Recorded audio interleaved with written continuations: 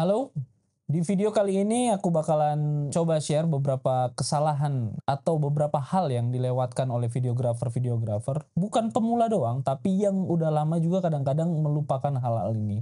Jadinya mungkin karirnya mereka jadi nggak berkembang. Jadi semoga di dalam video ini teman-teman bisa memproyeksikan karir kalian ke depan akan seperti apa dan kalian mencoba untuk menghindari beberapa hal ini.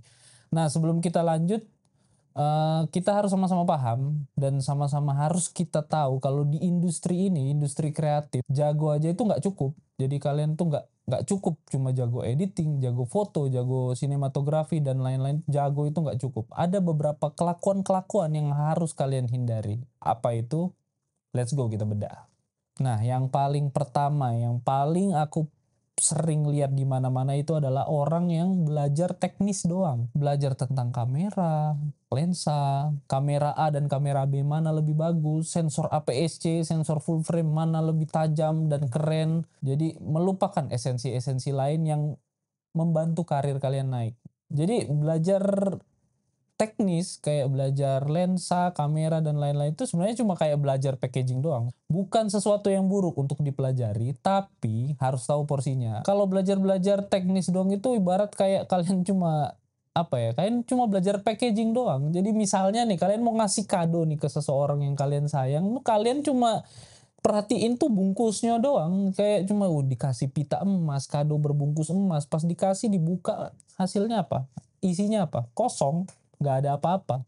Karena itu kalian cuma mempersiapkan packaging aja, tapi kontennya, isinya itu nggak ada. Terus kalau nggak belajar teknis, belajar apa lagi dong? Ya kayak kalian harus belajar-belajar wawasan-wawasan di luar teknis selain tentang kamera dan lensa itu tadi, tentang teknis editing dan lain-lain itu harus dipelajari juga. Misalnya belajar tentang mungkin politik, isu sosial, atau mungkin makanan-makanan, resep-resep dan lain-lain itu akan membantu banget memperluas cara kita bercerita dalam sebuah konten. Ketika kita mau ngembangin karir kita, jangan cuma kita stuck di wawasan teknis, wawasan-wawasan yang lain juga penting.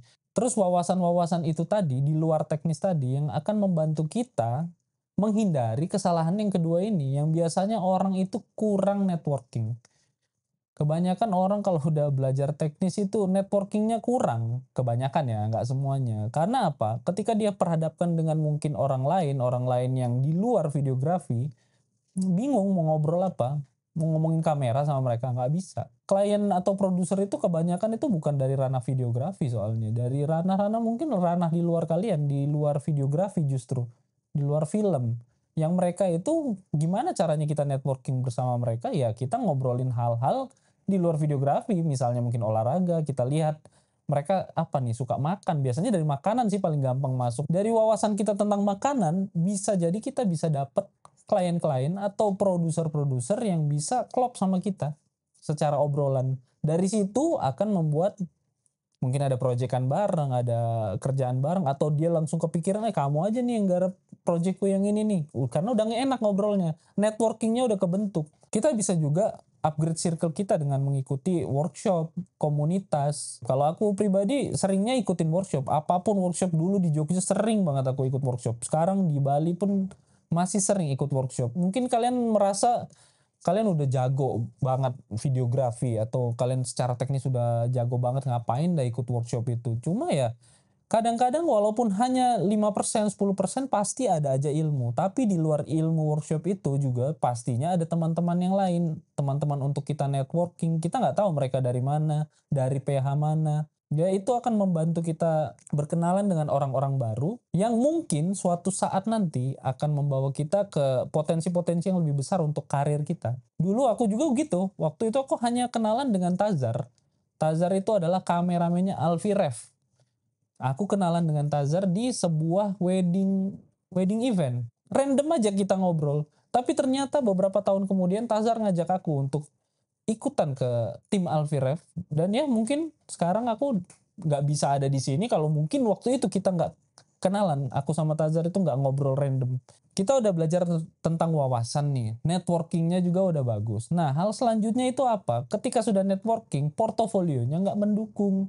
Ini yang sering banget terjadi. Wawasannya oke banget, ngobrolnya udah enak, tapi setelah kita cek secara portofolio atau mungkin orang itu cek portofolio kita ternyata masih belum sesuai, itu juga bisa menghambat karir kita nggak berkembang. Karena apa? Karena ya setelah networking ya mereka pasti akan harus tahu kita itu bisa kerja atau enggak. Jadi pastikan ketika mau networking dan lain-lain itu kita juga udah punya value. Jangan sampai kita udah networking, tapi portofolio kita itu value-nya itu value kita ternyata belum siap gitu sama networking yang kita bangun. Ketika kalian punya portofolio atau value yang sudah siap untuk networkingnya, itu akan membuat kita lebih gampang lagi lah istilahnya untuk mengembangkan karir. Contohnya aja kalau misalnya Tazar ngajak aku ke ref team tapi aku belum siap mungkin secara pengetahuan, secara apa namanya, secara cara kerja, workflow-ku atau work ethic-ku jelek, attitude-ku jelek, mungkin ya nggak akan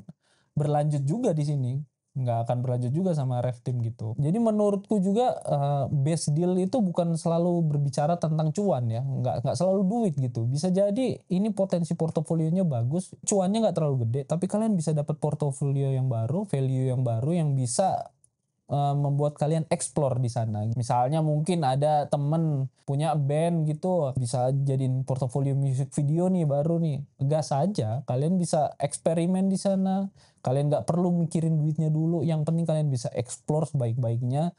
Dan itu bisa jadi portofolio. Dan ketika nanti dilihat orang, orang itu bisa tahu, oh value kalian itu udah segitu. Gitu. Nah, tapi pastinya agak susah explore seperti itu karena ini berhubungan dengan kesalahan selanjutnya, yaitu manajemen uang yang berantakan. Agak aneh emang, ngapain sih kita konten kreator, videografer itu mikirin manajemen uang tuh buat apa? Nah ini penting banget sebenarnya, manajemen uang itu kita harus benar-benar perhatikan. Kenapa? Biar kita nggak akan dalam posisi BU.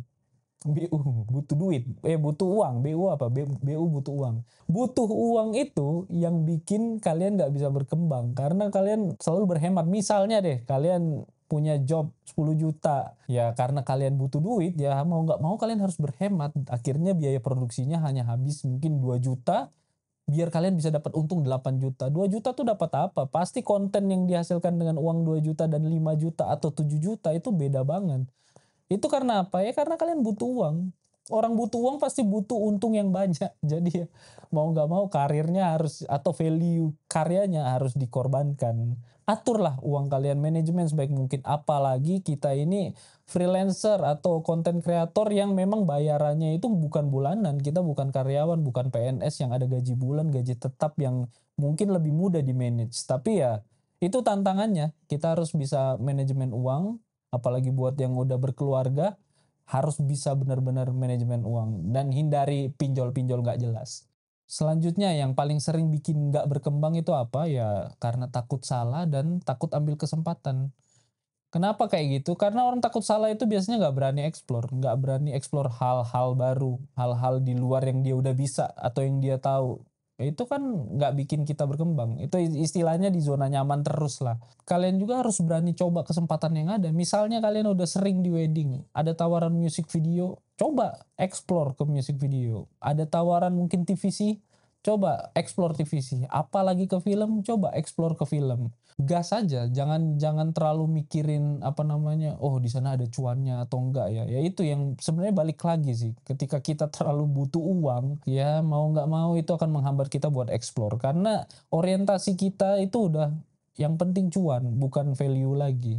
Dulu aku ngerasa karirku tuh udah settle di Jogja, kayak udah untuk koneksiku, apa networkingku dan apa namanya pendapatanku di Jogja udah lumayan stabil lah istilahnya. Tapi ketika Alfie Rev menawarkan untuk gabung bersama dia di Dewa Atlantis, itu adalah kesempatan yang menurutku kesempatan emas, tapi ada resikonya. Mungkin networking setelah aku di sini mungkin akan hilang, setelah aku di Bali akan hilang, networkingku di dunia wedding akan hilang. Ya itu resikonya. Ya harus berani kita ambil karena aku melihat sebuah kesempatan baru, sebuah journey baru di luar duniaku biasanya yaitu dunia wedding waktu itu. Ya aku memberanikan diri untuk mengiyakan apa yang terjadi kalau gagal ya tinggal mulai dari awal lagi. Waktu aku gabung ke Dewa Atlantis juga sama aja, nggak ada kepastian finansial dan nggak ada kepastian bayarannya berapa dan lain-lain tuh nggak ada. Jadi semua itu diambil ya, keputusan itu hanya dengan keberanian dan tawakal